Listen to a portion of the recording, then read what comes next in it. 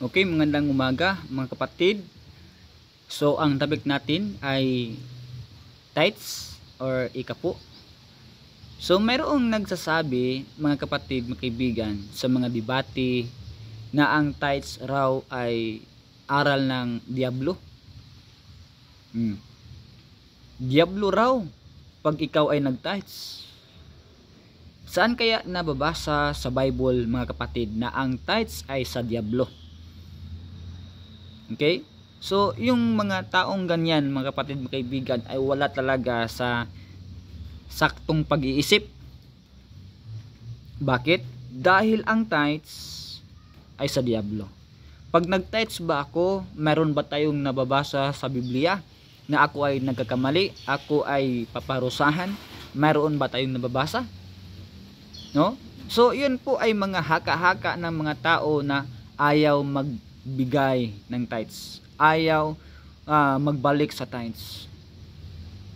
Mayroon ba tayong mababasa na si Jesus Christ or ang mga apostoles na sinabi na kahit hindi man verbatim, at least makikita natin doon na ang tithes na ay nawala na? Baka sabihin nila ay yung Hebrews chapter 7 na ganun. Mga kapatid, mga kaibigan, hindi po yung tithes yung para sa sins offering. May iba po kami na aral according sa Bible, yung tithes na honoring sa Diyos, or yan po ay holy sa Diyos. So mga kapatid, mga kaibigan, yung mga nagtuturo na against sa tithes, yung hindi naniwala sa tithes, mga kapatid, saan sa talata na kung ang isang tao ay nag-tithes, nag-practice ng tithes ay nagkasala, at saan naman sa Bible na ang tithes nagkakamali ka o paparusahan ka. Ngayon, I believe as a Christian, why we believe na ang isang Kristohanon or Christian na nag-offering or nagka-tithes. Okay, so yung tithes muna ang ating pag-usapan. So may ilang mga talata lang akong babasahin, mga kapatid. Okay, so ito yung tithes na sinasabi ko na aming ginagawa, aming pinapractice. Unang-una, babasahin natin sa Genesis chapter 14 verse 20. Okay, Genesis chapter 14 verse 20. Kung mayroon kayong talata Bible, babasahin ninyo para makikita ninyo mga kapatid na bakit kami nagta-tithes.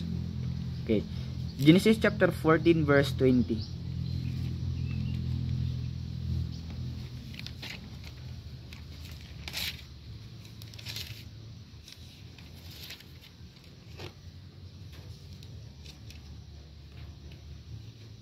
Okay, ito And blessed be the most high God, which has delivered thine enemies into thy hand, and he gave him tithes of all. So ito si Abraham, mga kapatid, mga kaibigan, no, ay siya ay nagbigay ng tithes kay Melchizedek. At ito makikita natin na kahit wala pa ang Exodus, wala pa ang law, ay ginawa na ni Abraham. So ang tanong, nung si Abraham ba ay gumawa, siya ba ay nag-tithes of all kay Melchizedek, siya ba ay nagkamali? Siya ba ay pinarusahan? Siya ba ay nagkasala? No? So yan po mga kapatid, mga kaibigan, kahit hindi man natin mababasa sa Biblia na yun si Isaac, si Jacob, no?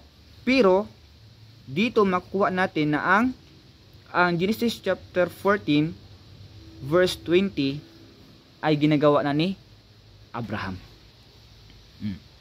So wala pang law, pero ginagawa na niya. Okay? So dito natin makikita, dahil we believe na si Abraham ay ay father of faith natin. As a Christian, no? Si Abraham ay father of faith natin. So ginagawa ni Abraham 'yan. No? Kaya nga kung makikita natin sa Genesis chapter 28, no? Genesis chapter 28 verse 22. Okay. Dito natin makikita sa verse 22. And this stone which I have set for a pillar shall be God's house. And of all that thou shalt give me, I will surely give the tenth unto thee. No? So dito makita mga kapatid, kahit si Jacob, kahit hindi man natin makikita na tinuro niya, pero na-apply niya. No? Na-apply niya. No? We believe na talagang ginawa talaga ni Jacob, kasi makikita dito natin yung tenth ay tithes po yan o ikanapo. Okay? So yan po nung malinaw, marami pang mga talata. So yan po ay ginagawa ni Abraham, ginagawa ni Jacob, dahil yan po ay holy sa Diyos. Totoo ba na ang tithes ay holy sa Diyos? Yes, Leviticus chapter 37 verse 30. Ano yung mababasa natin? Leviticus chapter 27. Kaya yung mga taong hindi naniniwala or yung nagsasabi na ang tithes raw ay turo ng diablo, ay wala yun sa Holy Spirit, hindi yun ligtas. No? Wala yung Holy Spirit, no? So dito po sa verse 30 sa Leviticus 27, and all the tithe of the land, whether of the seed of the land or of the fruit of the tree, is the Lord's. It is holy unto the Lord. O yan po ay ginagawa natin mga kapatid, mga kibigan, because I believe, no, we believe tithes, no, dito ay holy in the Lord. Okay? Holy in the Lord. So, holy pala ang tithes. Holy pala ang tithes. Bakit sasabihin ng iba na ang tithes ay aral ng demonyo? Pag nagtuturo ka ng tithes, pira-pira lang. No, yan po ay holy in the sight of God. So, kaya nga ginawa, no? Kaya ginawa ng mga nagtitithes ay pinapractice at hanggang ngayon ay nagpapatuloy. Kasi we believe na yan po ay holy in the Lord. Okay? So, marami pa. Kahit nga si Jesus Christ, no, nagtuturo din yan eh. No? Sa Matthew chapter 23, kung makikita natin.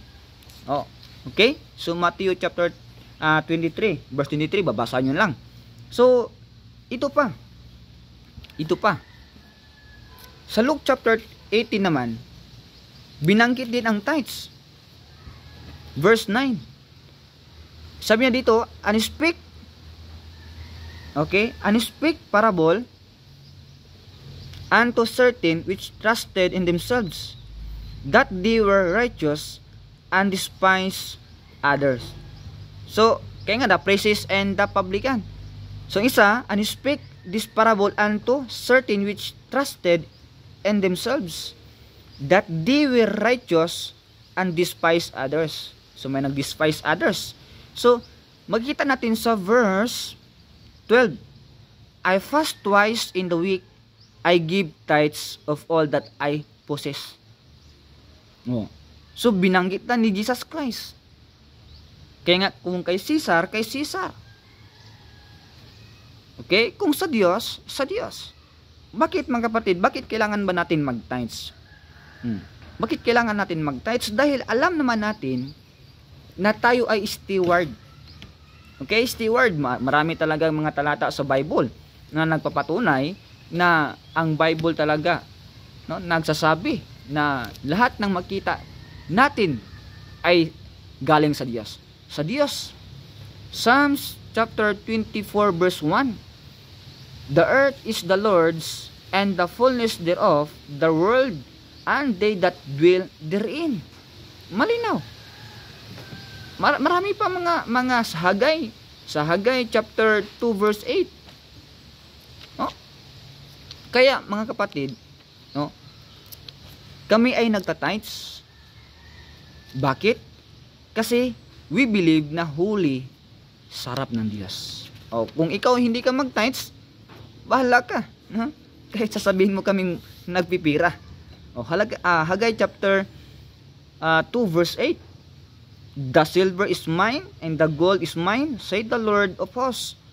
Marami pang mga talata, mga kapatid, mga kaibigan, for the sake sa ating time. No? So yun po, nagpapatunay mga kapatid, na honoring God. So dito tayo, no? Bakit tayo nagta-tithes? At makikita naman natin sa pagta-tithes natin mga kapatid, no? Dito po natin makukuha yung ating percentage. Magkano lang yung 100 pesos ang tithes? 10 peso.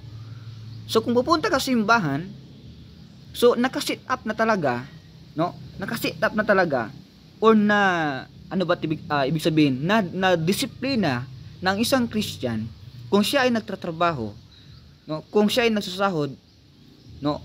So mayroon na siyang disiplina sa kanyang buhay bilang Kristiyano, na ang kanyang tithes ay isiparar niya, no? Kasi ang tithes, no, yan po ay pagbalik mo sa Diyos. So halimbawa, kung mayroon kang 1,000, so ang tithes mo 100. So nadisiplina ka na, no? At willing ka, no? At pinapakita mo na naging honest ka. Kasi ang tithes ay ikaw lang at ang Diyos nakakalam niyan. So malinaw mga kapatid, mga kaibigan, na nang dahil sa tithes, yan po ay nagpapatunay na yan po ay holy. Okay? At dito po tayo, nagta-tithes po tayo dahil nadisiplina po ang ating buhay Kristiyano. Alam natin, no, hindi yung bigay ng bigay ka, walang kahit magbigay ka ng piso, 5, 2. So pag na-practice mo na ang tithes, alam mo na, ito kukunin ko na tithes, ito yung 100% sa 1,000. So separar mo na yan. Okay?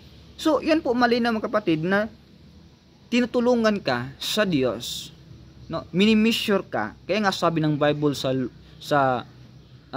Luke chapter 6 verse 38, kung hindi ako nagkamali, no? Luke chapter 6 verse 38, may measure doon, no?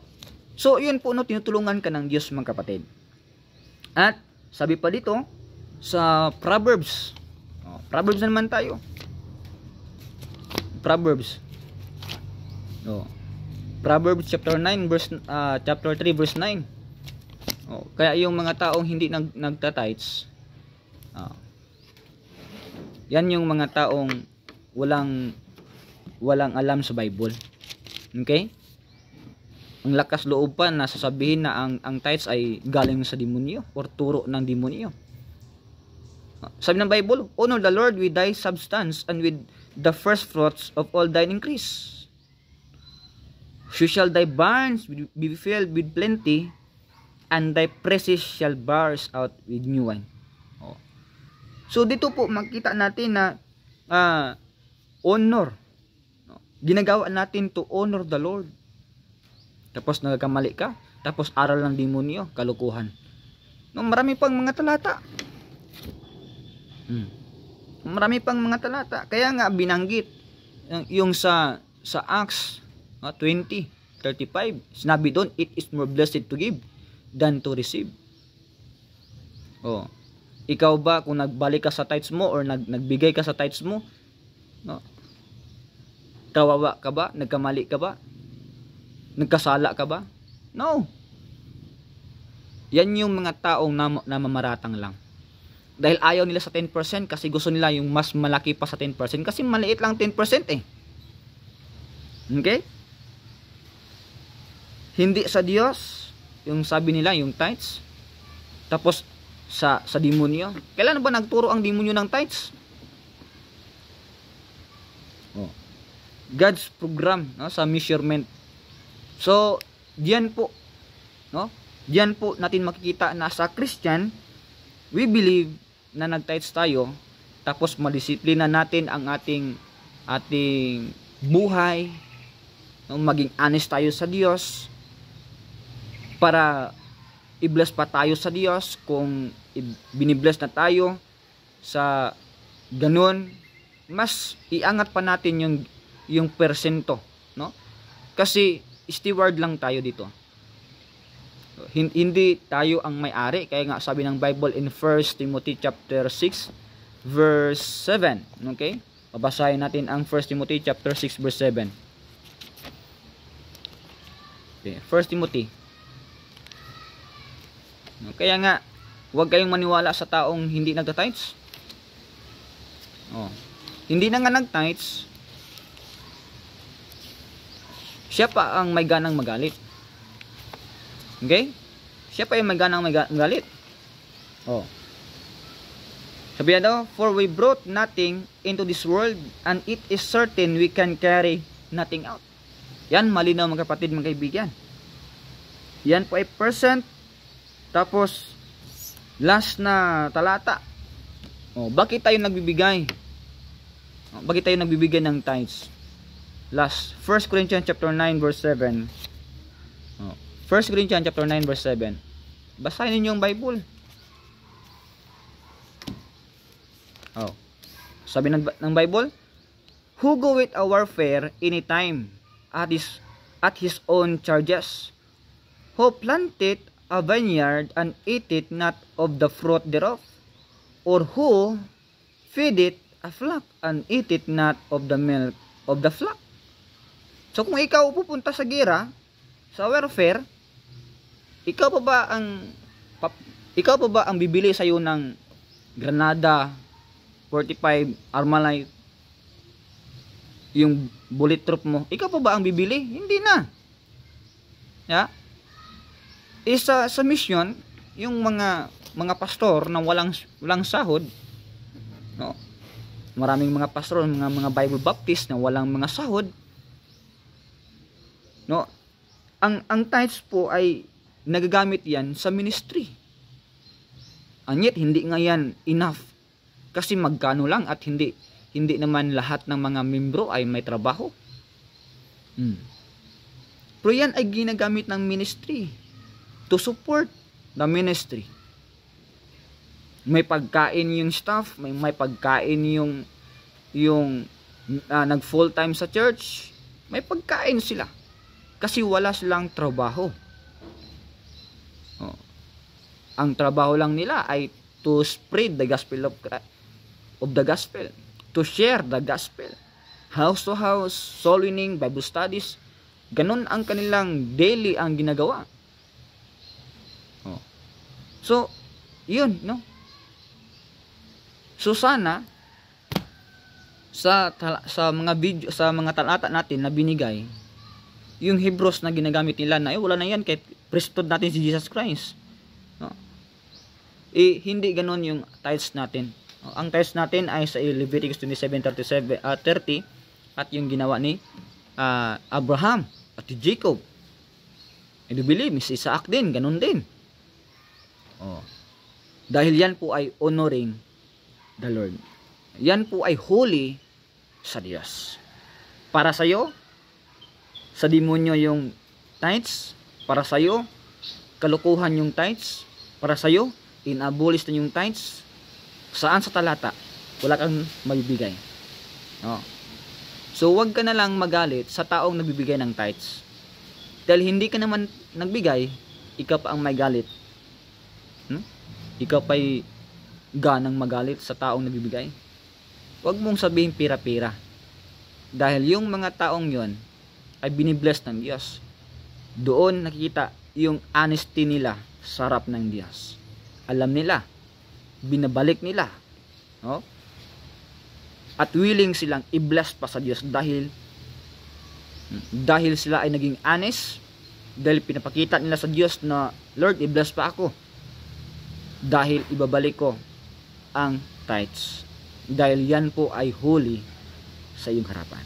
Maraming salamat, and paki-likes, comment, and follow po sa ating Facebook. God bless.